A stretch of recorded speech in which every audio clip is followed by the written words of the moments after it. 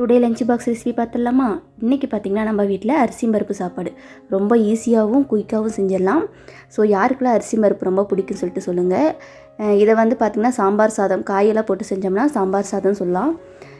ஒவ்வொரு ஊரில் பார்த்திங்கன்னா பிஸ்மில்லா பாத்துன்னு கூட சொல்லுவாங்க. ஸோ நீங்கள் என்ன சொல்லுவீங்க அப்படி சொல்லிட்டு கமெண்டில் சொல்லுங்கள்.